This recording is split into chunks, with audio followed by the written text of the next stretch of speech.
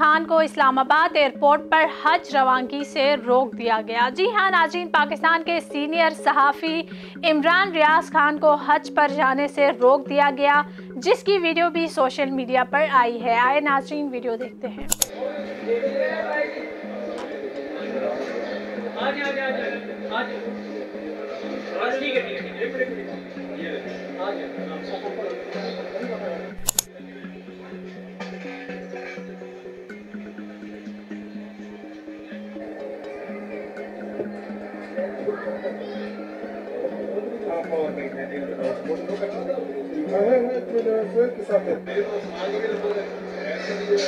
ज़राए के मुताबिक सहाफ़ी और यूट्यूबर इमरान रियाज खान को इस्लामाबाद एयरपोर्ट पर सफ़र पर रवानगी से रोक दिया गया है। ज़राए का कहना है कि इमरान रियाज खान हज पर रवाना हो रहे थे।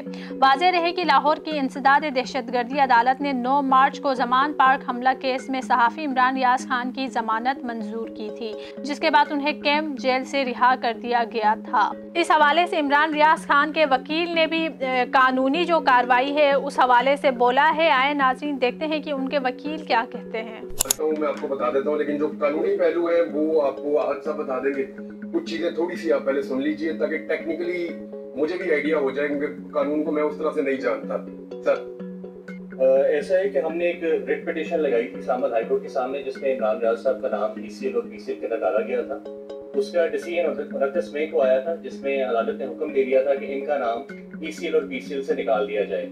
जिस मुकदमे की बुनियाद पर इनका नाम ECL और PCL में डाला गया था, उस मुकदमे में इमरान रियाज साहब की बेल लाहौर से कंफर्म हो चुकी है और उसके अलावा और कोई जवाब नहीं है कि इनका नाम ऐसी ब्लैक लिस्ट में डाला जाए।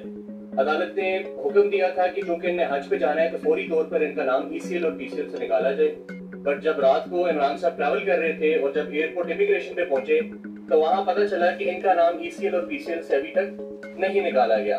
तो कंसिडरिंग दैट हम लोगों ने एक कंटेम्प्ट पिटीशन फाइल की है इस्लामाबाद हाई कोर्ट में और हम वेट कर रहे हैं कि जब वो फाइल हो जाए तो हम अदालत में पेश होंगे और फिर अदालत के सामने पेश होकर हम ये सारा मामला बताएंगे।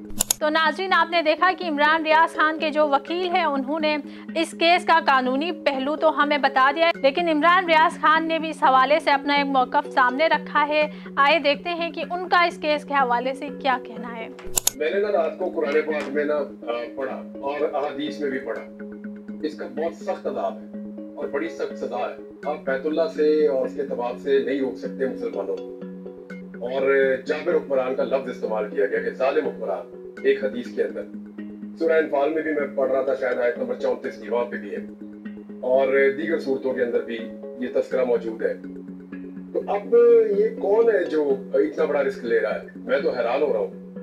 हज पे तो मैं चला ही जाऊंगा इंशाल्लाह, और हज तो मैं करूंगा इंशाल्लाह। ये तो मेरा ईमान है कि मेरा अल्लाह मुझे बुला रहा है और मैं चला जाऊंगा हज पे। अब ये इस तरह रोकने से, ये रुकावटें डालने से, बजाय इसके कि मुझे दुआएं दे के रुखसत करे, मेरे ख्याल में अपने लिए गुनाह कमा रहे हैं जो लोग भी कर रहे हैं। गलत बात है, नहीं करना चाहिए था। हम रात को गए थे एयरपोर्ट पे, वहां जाके पता चला जी कि आपका नाम पहले निकाल दिया गया था, फिर दोबारा डाल दिया गया और संडे वाले दिन डाला गया। जो मेरे पास इंफॉर्मेशन है, ECL में मेरा नाम संडे को डाला गया। अब आप सारे साहब ही हैं, क्या संडे को कोई कैबिनेट मीटिंग हुई या कोई कैबिनेट के एजेंडा के ऊपर मेरा नाम मौजूद था? तो ECL में नाम डाल कैसे दिया? वो तो डाल ही नहीं सकता कैबिनेट मीटिंग के बजाय। वो पहले निकाल दिया उन्होंने अदालती ऑर्डर पे, फिर उन्होंने दोबारा डाल दिया। एक्चुअली ये कंटेम्प्ट का केस बनता है और उसके अलावा हमने एक फ्रेश भी एप्लीकेशन डाली है अदालत के अंदर और हमारी कोशिश है कि आज ही सुनी जाए। और मैंने ये वो इसलिए कनेक्शन फ्लाइट रखी थी कि आगे मेरे पास थोड़ा सा टाइम ऐसा मौजूद हो कि अगर मुझे रोक लिया जाए तो मैं दोबारा ट्रैवल करके अपनी जो हज वाली फ्लाइट है उसको पकड़ सकूं। वॉइस ऑफ नेशन की वीडियोस देखने के लिए हमारा चैनल सब्सक्राइब कीजिए और बेल के आइकॉन पर क्लिक कीजिए ताकि आप हमारी तमाम आने वाली वीडियो से बाखबर रह सकें।